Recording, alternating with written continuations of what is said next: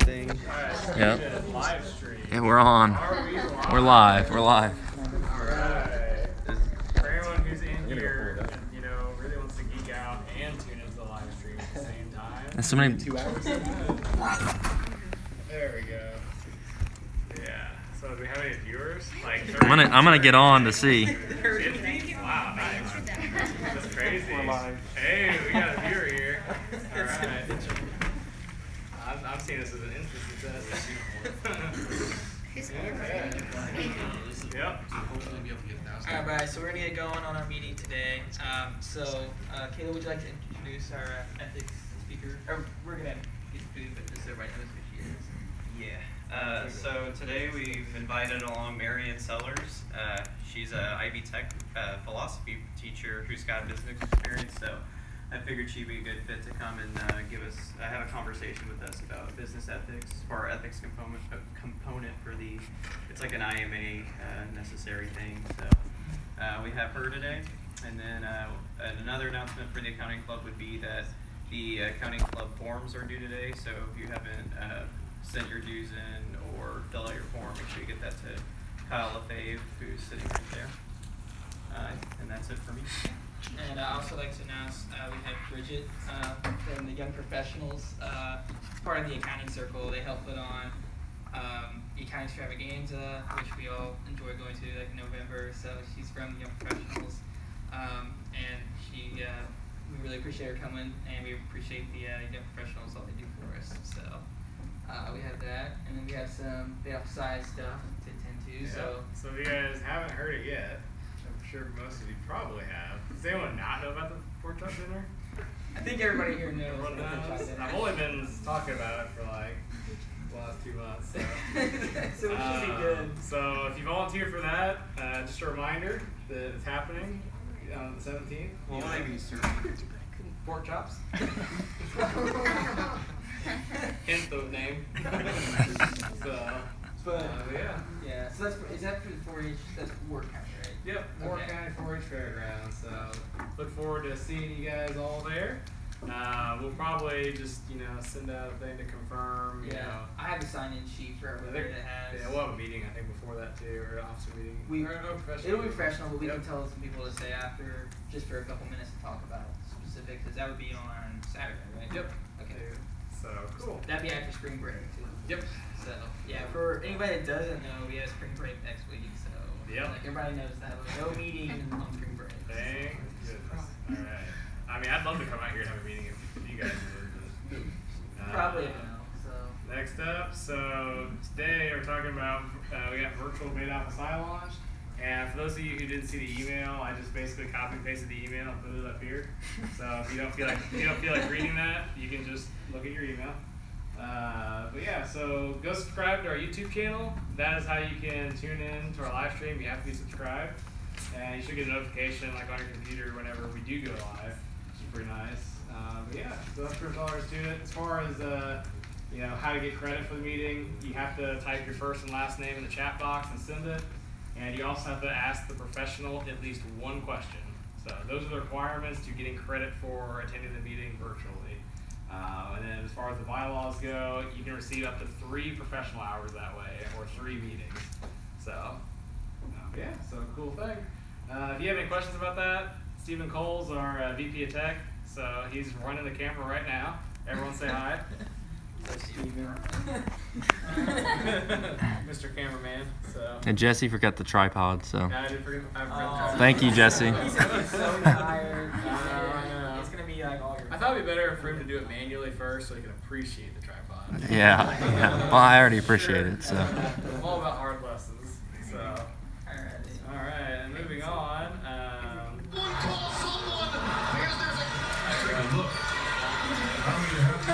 Down goes Johnson. Too much sauce. Yeah, so That happened last night, actually. So it was pretty great, and I just looked at that and thought, wow, which of those guys would I be when taking the CPA? Is it the guy that totally crossed him, or am I the one falling? I don't know. I haven't gotten that far yet, but that was a pretty fun one. Alright, so you already said the IMA forms are due, so other than that, I think think we can go ahead and grab some McAllisters. I have one more thing, actually, I forgot. Can I get a quick show of hands? Who signed up for the March 20th office visit to United? I had the paperwork. Okay. Is that gonna make or break if we start that at 4 o'clock instead of 4:30? Because Matt contacted me and said that all of the employees would be out of the office if we got started at 4:30. So it would help him out more if we started at 4. So. We're changing the Yeah, again, that's on assessment day, so I wouldn't think that would really affect anything because no one has classes unless you have an assessment. So, just wanted to make that announcement. I'll send an email about it to those who signed up. So. Do we have the IMA board attending that with us?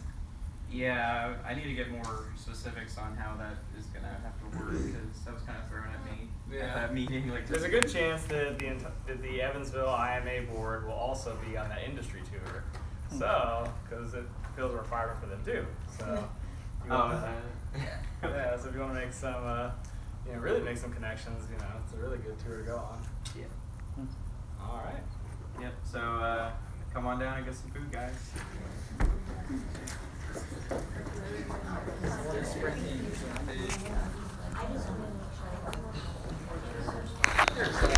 Why don't you put that sideways? Is that better? I'm just trying to. Let's see what it does on the screen. It might be better. Then you can just run. Nope. Oh yeah. Nope. It does look better.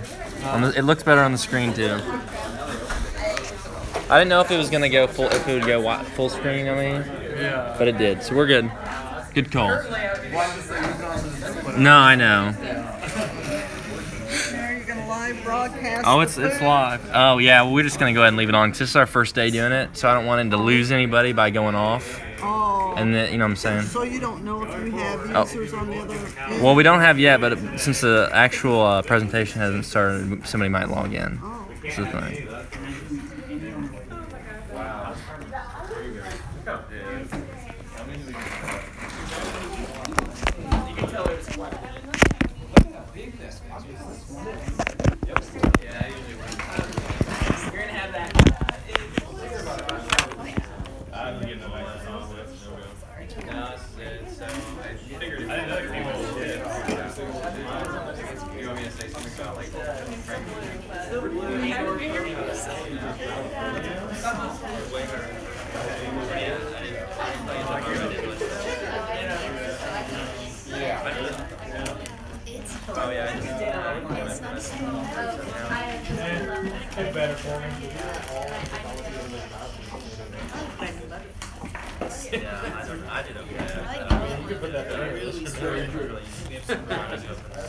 Hey, where do I sign up for the volleyball? What? The volleyball?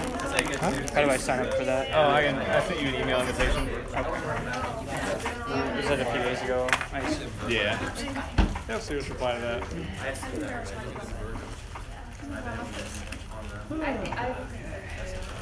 Oh, Caleb down.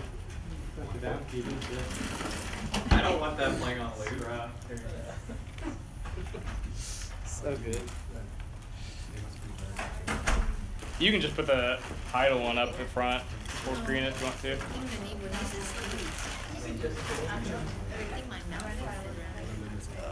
I don't.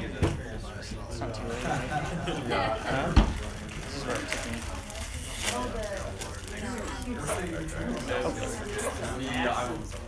It's on the world off, right? Sent by me. Holy cow! I haven't eaten. Oh, look how many there's still. I just couldn't say no.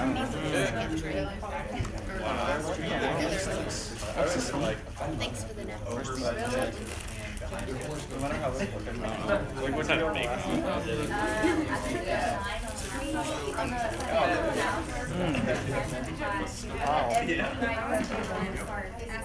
Did you bite into the... Huh? I didn't know there was 2 in it. Oh, yeah. I mean, Look how tall that thing is. How many braids in between? What you should do for next year when you're president is look at the books for the past 5 years and see how often, like, under budget, over budget we've been on food. So if we were like $1,000 under budget, we can just splurge. Good t-shirt can. T-shirt can, 2 of them. 2 of them. Now we're talking. I like this. It's gonna be the fun club once Ryan marries. Oh yeah. Mary, M-A-R-Y-A-N-S-E-L-L-A.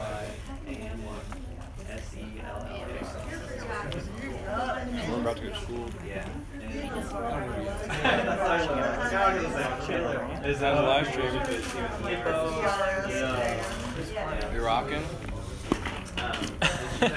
Hey now, you gotta do your job. But it's the food, so we got, you know. Yeah, nothing's going on. Just film your, put the phone right here, pointed up at your chin while you eat. No. Jesse, when's the last time you said you shot yesterday? I'm sorry. I'm glad somebody did. Grab a couple. Ew. I still have one left. Hey Kyle, you wanna play basketball after this? What's going on? Yeah, what are you doing? Aw, finance? Did you have more pickles? How many pickles do you have? You like pickles? Have you had Re-Ra's fried pickles? They're fried pickle spears, not chips. They're really good.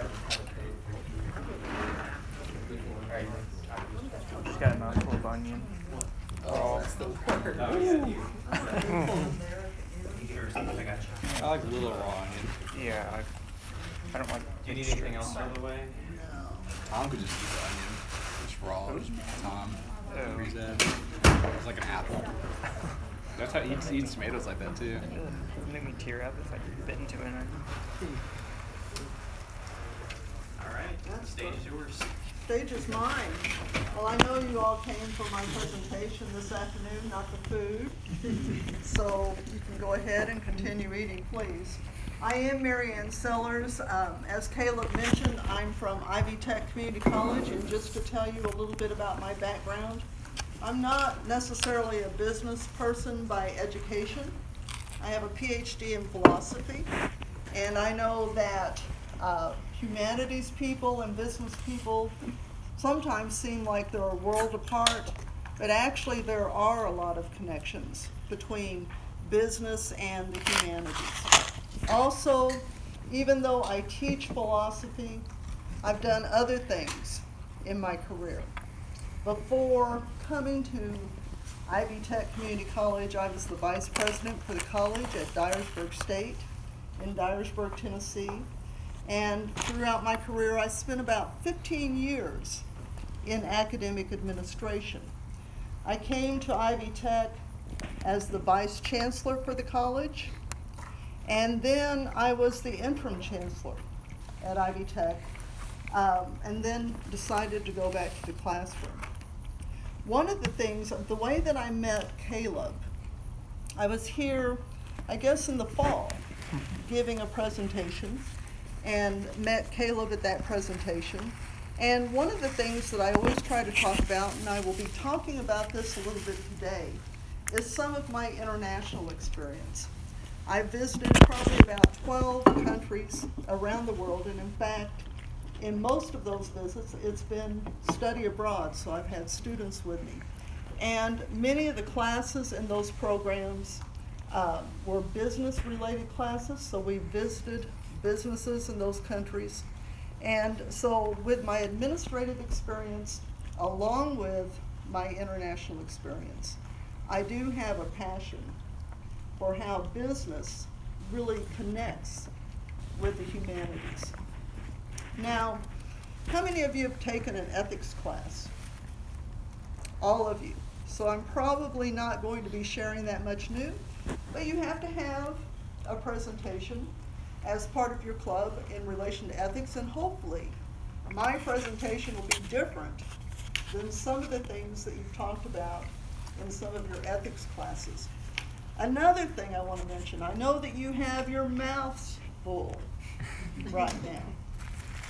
I don't want this to be a lecture. Do you want it to be a lecture?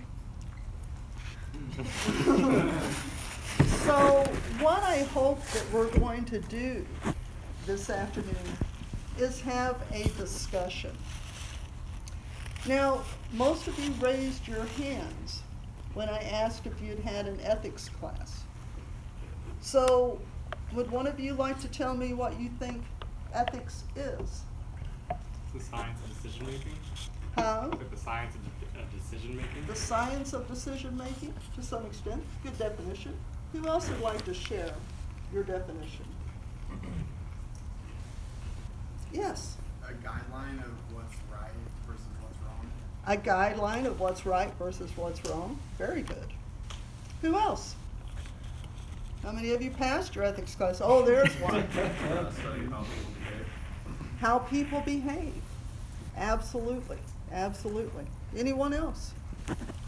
Now, you know, when I look at ethics in the classroom, a lot of times we're talking about theories.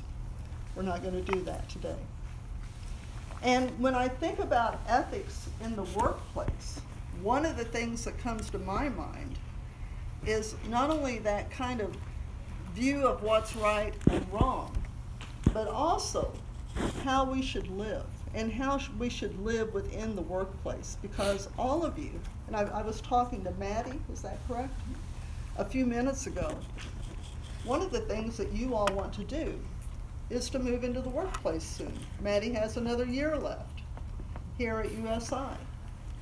And when you make it to the workplace, one of the things that you want to have happen is a successful experience.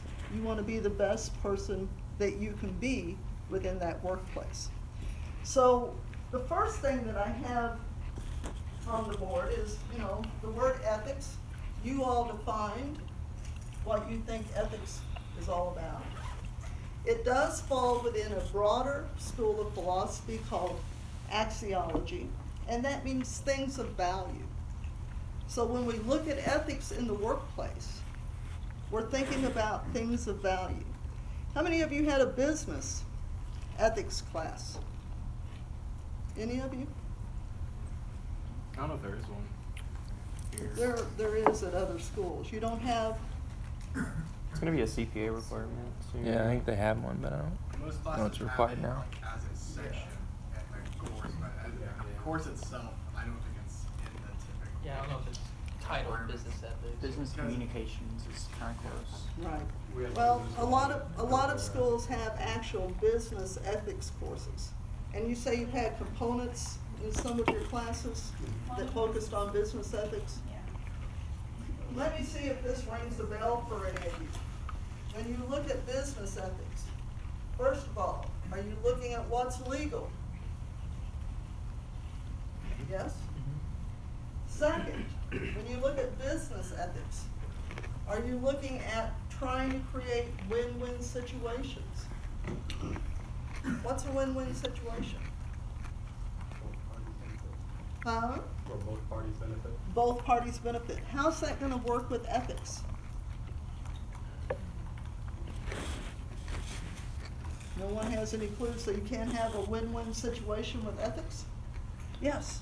You could make like a sell in business where you're getting the profit you need, but that consumer is getting the product they need. So it would be kind of like a distributive justice type ethics with win-win. Very good. What about making decisions in your business ethics components that you've had in your classes? Have you talked about making decisions that you would be proud of making with other people watching? So most of you are familiar with that, and that's why I'm not going to be focusing on that. When I think about business, and when I think about some of the biggest problems that I've seen when it comes to business, especially when you look at business around the world, one of the issues that I see are issues of prejudice in the workplace. How many of you have an idea of what covert prejudice is? None of you? Yes. Okay, so I would say covert prejudice is whenever you prejudice takes place, it's not intentional, but it's something that's kind of a pattern of behavior.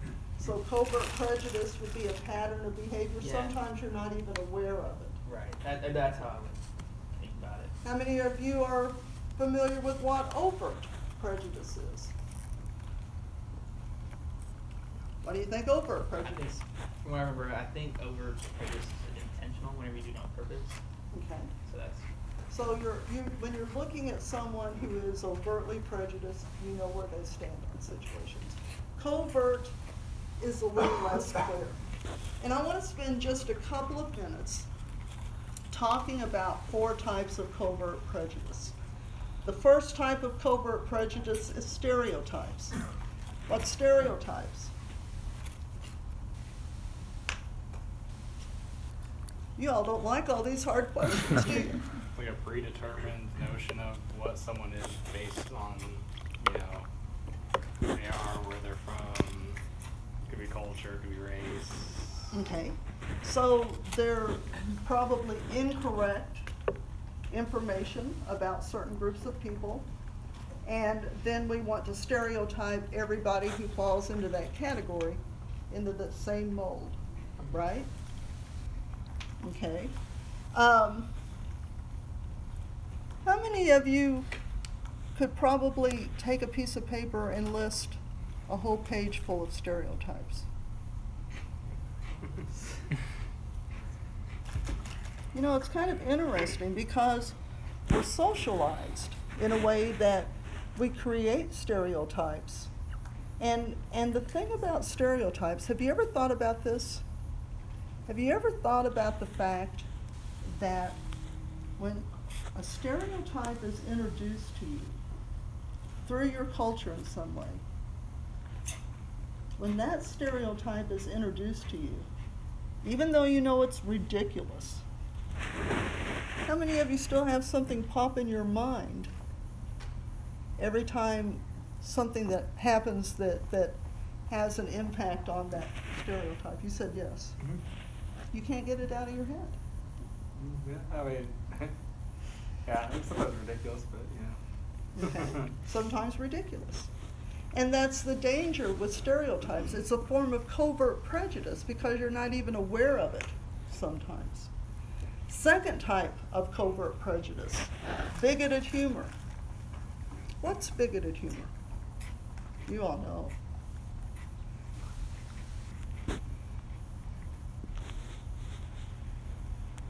You don't know what bigoted humor is? Bigoted humor are jokes that confirm stereotypes. And I want to start off by telling you that in my mind, bigoted humor is one of the most dangerous forms of covert prejudice. When I was a little girl, which I know was a few years ago, the school that I went to, and I'm from Illinois, the school that I went to at that particular time, and I don't really know what had happened in that particular region of the country, but one of the biggest focus areas for jokes dealt with Polish people. I don't know if there had been kind of an immigration in the area when it came to people from Poland, but all of the jokes that were told at my grade school, you know, 2nd, 3rd, 4th, 5th grade, were about Polish people. And how many of you have been around little kids when they tell jokes? Any of you? Little kids, when they tell jokes, will crack up laughing, and if you're an adult, you're standing there listening to them, trying to understand what's so funny about the joke. I was on a plane coming back from Athens, Greece. Get on the plane, been in Athens for a month. I'm tired. The one thing that I wanted to do on the way home was sleep. So I get on the plane, waiting for the plane to take off, and 2 families got on the plane. They had about 4 kids apiece. 3 of the kids were sitting in the seats right behind us. And let me tell you, it's about a 9-hour flight from Athens to JFK Airport in New York City.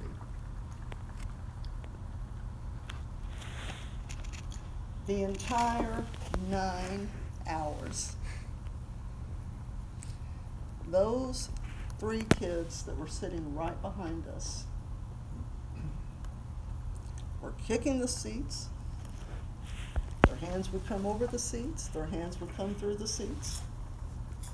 And there was no sleeping on that plane. They were kids. It's understandable. That's the way kids behave. We get to New York City. And if you've ever flown, you know that when you approach the destination, you're instructed to sit in your seats, fasten your seatbelts, you're going to land. When they made that announcement that we were getting ready to land in New York City, both of those families and all of their kids didn't sit down and fasten their seatbelts. They all stood up, leaned over our seats, looking out the window, saying, "New York, New York." And I was really tired by that point. Without thinking about the jokes that I had heard as a small child, the first thought that popped into my head was, I'm going to tell you the truth. The first thought that popped through my head was stupid Pola.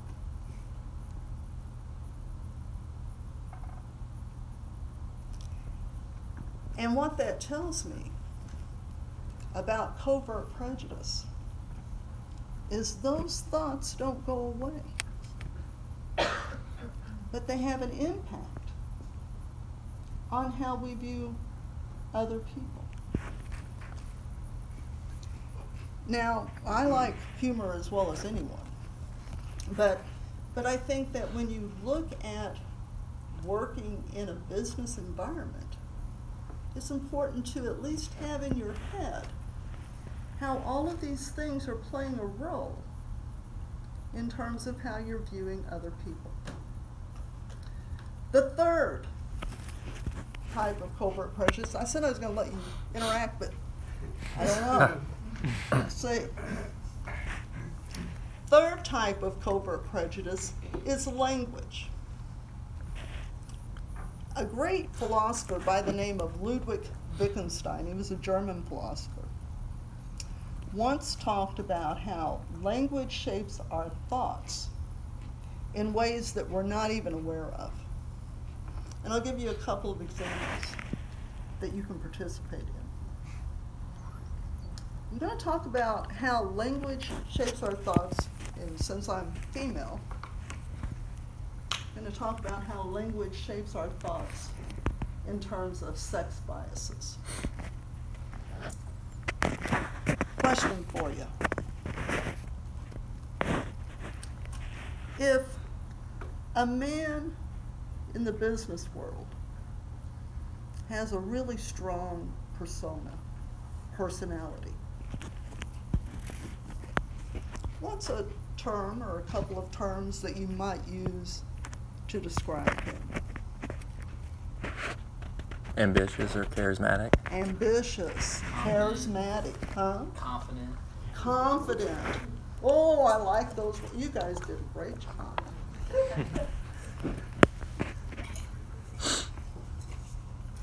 Now,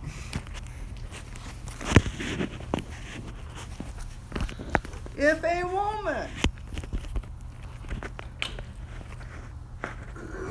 in the workplace has some of those same characteristics, I'm not going to ask you for words because there's a special word. for that kind of a woman. And it's not very nice. But language plays a role. Language plays a role. Think about another thing within our society when it comes to language. Derogatory terms. This applies more than just to women. There was a book written a few years ago, and the book just looked at derogatory terms in our language that are directed at women, and the number of derogatory terms in our language that are directed toward men. There are hundreds and hundreds of derogatory terms directed toward women.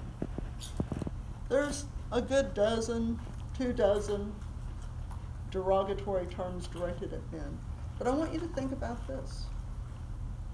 Out of those 2 dozen derogatory terms directed toward men, how many of those terms have some sort of female connotation associated with them? And I'll give you a couple of, well, I'm not going to give you the entire example. SOB. You all know what that means? Don't have to spell it out for you? No. It's a derogatory term directed toward men, yet it has some sort of female connotation. What does SOB mean? Anybody? What does it mean? Think about this. Son of a... What does that mean? A pregnant female dog? You are so good. Correct. Let me try another one.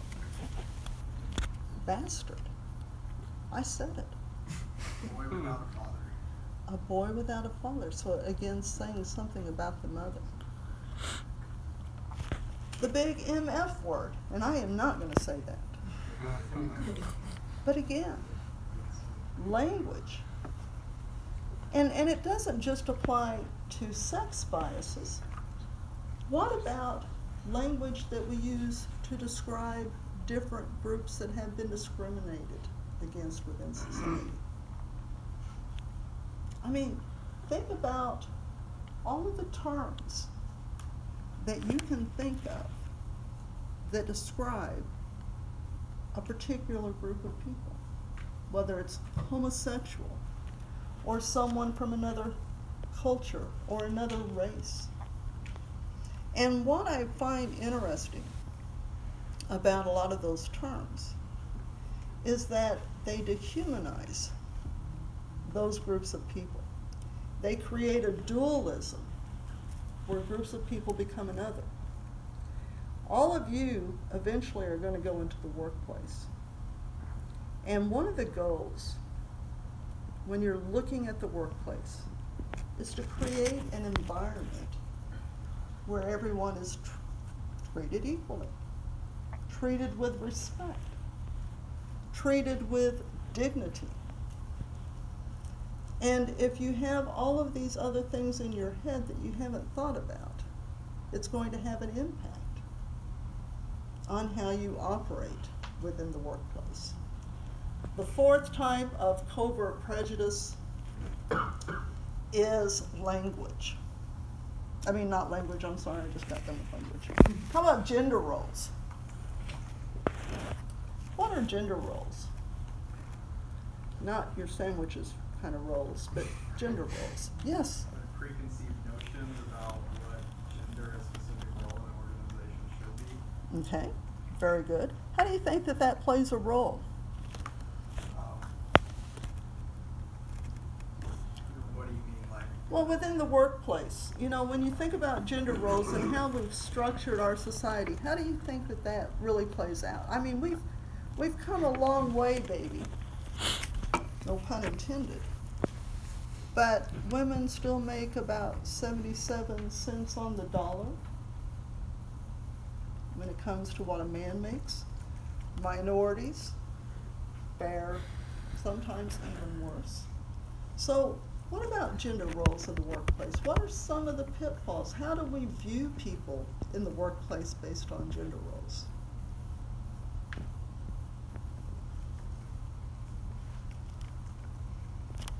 Never thought about that? Yes. I mean, like if the woman is higher up, like she won't get as many promotions as her male counterpart because then she's looked at as incompetent or, you know, they think she has to take care of the family or something. What I think, you know, my observation over the years has been that women, based on some changes that have happened, can move up the ladder. But a lot of times they can move up the ladder to a certain point. And if you look at the top Fortune 500 companies, very few women have moved all the way up to the top. And when you look at minorities, that's another group that's found kind of that glass ceiling. So, the last thing I want to take a few minutes to talk about is cultural awareness in the workplace. You know, we live in a world that is constantly changing. And most businesses are not just American businesses anymore. Things have changed. How many of you have taken a cultural awareness class? Took a very small one. I mean, it wasn't like a course, it was just like a little Workshop? Or? Yeah. Okay, okay. How many of you plan on working summer? One of the things that I would recommend that you do, if that's your goal for the future, is to at least participate in some study abroad programs. Have any of you ever studied abroad? I mean, I can tell you that you're going to be in for an experience if you do that. A lot of times when we look at businesses in the United States, they're not just doing business with European countries. Now it's very likely that companies will be doing business with countries like China and India. And if you go to a place like India, you're in for a culture shock. So I want to talk about just a few of the things that you should keep in mind. When you look at culture, there's some different categories that I think it's important to be aware of. First of all is the concrete that you see in terms of other cultures. And that concrete is going to have to do with things like food, dress, clothing. I'm getting ready to go to South Korea in May. And South Korea, fortunately, is one of those countries where you're not going to see a lot of difference. You're going to see some differences in the food, but actually South Korea is probably more modern than the United States. And I think that that's probably surprising for a lot of people, but even though it's more modern than the United States, there's going to be some specific things that are unique to that culture that are different than Western culture. The role of women is very different in South Korea. Certainly politeness is different, and that's going to get into some of those issues that you have in cultural relationships. Their history has an impact on how they view the world, and that's going to be very different than how you may view the world. There's going to be a difference when it comes to relationships and certainly issues of power. The second main area is behavioral, looking at social roles, language, values. How many of you speak a language other than English? What language? Spanish. Spanish. Okay. Any other? Yes. Spanish. Spanish. Any other languages? I mean, it's a culture shock when you go to another country and you don't speak the language. And Americans probably, I would say, we fall far behind other countries when it comes to our fluency in other languages. The third area is the symbolic. You know, what's interesting about South Korea, the largest percentage of the population in South Korea are Christian. But if you visit a place like South Korea, you would never know that, because the influence of Buddhism and shamanism on that culture is huge. And so their view of Christianity is even going to be different than how we view Christianity in this culture. Any questions or things that you would like to talk about that I mentioned? Questions about countries or visits or, yes? So, because you have a lot of experience with international business ethics, what do you think is like the main thing that we, besides probably learning that language, would probably be one thing that would help, but what's another thing that would be the first step if we want to be prepared for that type of environment? You know, I certainly think that doing research is going to be helpful.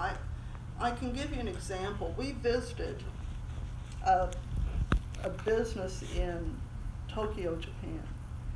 And the person that was in charge, or the head person of that business, was actually an American. He had been there for 25 years. And one of the things that he talked about was how different the structure of business is in Japan versus the United States. He mentioned that you don't have the big pay difference in Japan that you see in the United States from those in the very top slots of the business versus people down the line. The second thing that he mentioned was that in Japanese business, there's more of a structure where ideas filter up rather than everything kind of being downward driven. So that was the second thing. The third thing he mentioned, and to me, this was the most striking, is the fact that in Japan, you don't make mistakes. There is such a huge emphasis on perfection, and that all goes back to the family honor. That because of that, that's where you get the whole Japanese work ethic thing from. Because of that, it goes back to filial piety with the whole notion that you have to respect your elders, and part of respecting your elders is not bringing any dishonor to the family name. And if you make mistakes, you're dishonoring the family. And so because of that, people work, 10, 12, 14 hours a day because they want to achieve that perfection. Tokyo, Japan, actually competes with Delhi, India, every year for the largest city in the world.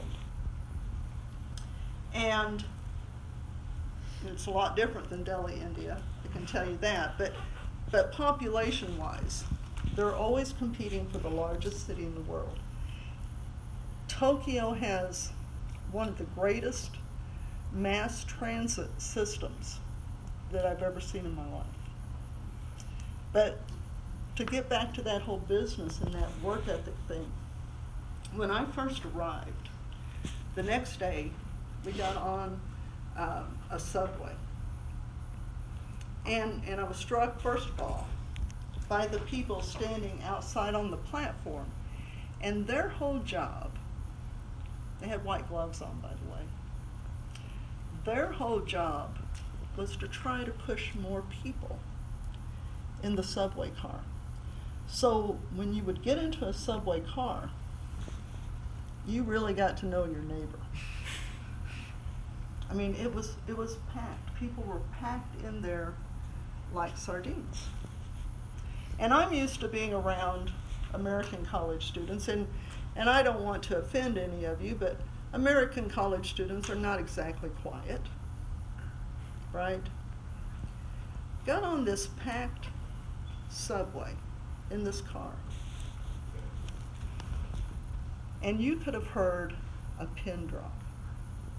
It was dead silent. And, you know, I'm looking around, I'm thinking, what's wrong with these people? I didn't figure it out that day. But every day we would get on a subway. We were going to a university in Tokyo. And every day I would look around. Every day it was dead silent. And I started to notice that every day when people would get on that subway, the first thing that they would do was close their eyes. And then they would get to their stop and open their eyes, and out they went. It was kind of eerie in a way. People were so tired. So were they sleeping in between? They were sleeping. They work so much. And they're absolutely exhausted. Absolutely. Then probably about the third day that I was there, the subway car stopped on a trip that we were on. And I couldn't figure out what was going on. What had happened, and I found out that this was kind of an everyday occurrence, but I hadn't encountered it until the third day. Because of all that pressure, it's not uncommon for people to jump in front of the subway cars, commit suicide. Tokyo, Japan has one of the highest suicide rates in the world. There is right outside, about an hour outside of Tokyo, toward Mount Fuji, is a forest called the Suicide Forest. I mean, you know, and so when you think about it, when you think about working with companies around the world, understanding some of those cultural things is really going to be key. Any other questions? Yes. You said you still had the Polish stereotypes when you were 30, so how would someone go about trying to remove stereotypes that they maybe got when they were a kid? Well, like I said, I don't think you can ever totally get stereotypes out of your head, but I think you can educate yourself to understand. And I spent a lot of time after that particular experience thinking about covert prejudice and really how insidious it is and how it does shape the way that we see ourselves and other people in ways that we're not even aware of. So I think the more you learn about other cultures is important.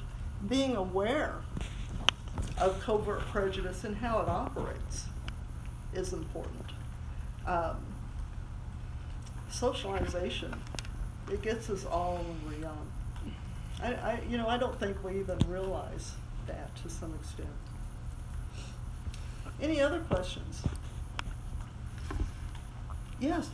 Do you see like the trends in workplaces from all these like stereotypes and stuff diminishing? Like I feel like with our generation, the amount of racism, sexism, being homophobic, I feel like that is so minimal compared to what we see with like our grandparents. And like I feel like that eventually will take over the workplace. Is like, do you know of any research that like supports that, or? I don't know about research, but I think certainly things have changed in this country. But then I also see an uprise in hate groups in this country. So that younger generation that you were referring to, they don't all think critically about other groups of people, unfortunately. And, you know, I think that when you look at human nature, and you look at human nature throughout history, unfortunately, there's been kind of a trend that groups want to have another group that they can feel superior to. I think that we're always going to be on our toes when it comes to looking at different sorts of injustice. If you look at sexism, that's something that you can look at people like Simone de Beauvoir from France talking, over 100 years ago about sexism, and some of those same elements are still present. When you look at groups feeling that they're superior to other groups, you can look back in history and see some of those same trends in place. I was listening to a report just this past week, and remember, this is one thing I think is important to keep in mind. We're not, we're living in the United States, but we're still part of the world, right? We're still part of that bigger experience. I was listening to a report this week about people being sold on an auction block into slavery. And they were talking about the number of people sold each year into slavery. I mean, have we progressed as much as we need to? Obviously not. In fact, they were getting about, are you ready for this? They were getting about $1,100 per person sold.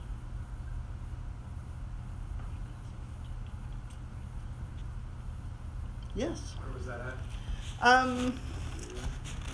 Is it, anybody? Liberia or? I think it was. I think it's Liberia. And the selling, the auction block, I believe was taking place in Nigeria. So you heard similar. It was Libya or Nigeria, somewhere around there. Yeah, I mean, it's shocking. It's truly shocking. And one of the things I found interesting, well, it wasn't interesting, it was actually sad, but I couldn't believe it. When they would sell a female, they would give her about 5 or 6 condoms. Protection. They would give her 5 or 6 condoms so that she could provide a condom to individuals who raped her so that they wouldn't get a disease. Like versus I work in Southern Illinois. Do you really? Yeah. So. Where at? Carmine. Okay, I know where that's at. So I work amongst them, and typically I'm an auditor and I go out and audit places, and it's typically an older man who runs the place, and there's usually a woman's secretary. Like things are still very in behind the norms of a city would, and but I feel like the people I'm around and here no one here would be oh no, I would be against having a woman as a boss. We're I feel like others would. If you're talking about Southern Illinois, I'm saying it's going to be a long time before it happens there. Yeah. I think it's going to be generations before. And like I said, even though we move forward, then people take a step or two back. I'm hopeful. I truly am, because I think that your generation really has advanced a lot. But then if you look around the world, and I think you have to understand too that when you're working with business and especially international business, you're going to be working with some of these places that might have such a different concept of what's ethical that it's going to be difficult. And then another thing that I think really is difficult for people is money's the bottom line. And sometimes money can create other types of problems. Any other questions? Yes? So it kind of goes along with the last thing you just said. So one of the things that we've talked about, it kind of switches gears a little bit from the things we've talked about today, but it still has to do with business ethics, is we did a lot of studying in one of our classes about Enron, and actually some of us got to go and we listened to Andy Fasow from Enron talk about how he not once took into consideration if what a decision was ethical, because it was all about, can we, barely get past the legal. Do you think that still goes on today, considering the money thing that you just talked about, how sometimes that's all that is cared about? Do you still think that's a problem? Oh, without a doubt. I mean, Paul Manafort was indicted, and one of the things a lot of you are accounting people. Mm-hmm. His accountant, by the way, I was really impressed by this. If you read the indictment, they were doctoring financial documents to get loans. The accountant had refused, and so they were doing it themselves. The accountant had pointed out that's not legal. Mm-hmm. But when you look at human greed, I don't know if you're ever going to get past human greed, but I think that when you look at, especially what you would get in a business ethics class, some of those first things that I put on the board, I do think it's important for people to think about the type of person they want to become and how they would want other people to see them. Would you want your family? Would you want your kids or your parents to see you do a certain thing?